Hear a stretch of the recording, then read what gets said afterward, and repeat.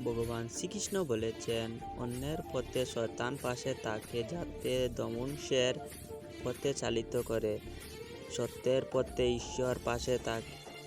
এই প্রসঙ্গে শ্রীকৃষ্ণ এটাই বুঝাতে চেয়েছেন যে আপনি যদি শয়তান লোকের সাথে চলাফেরা করেন তাহলে সে আপনাকে ধ্বংসের দিকে চালিত করবে, আর আপনি যদি সত্যের সাথে চলাফেরা করেন তাহলে ঈশ্বরের পাশে থাকবেন।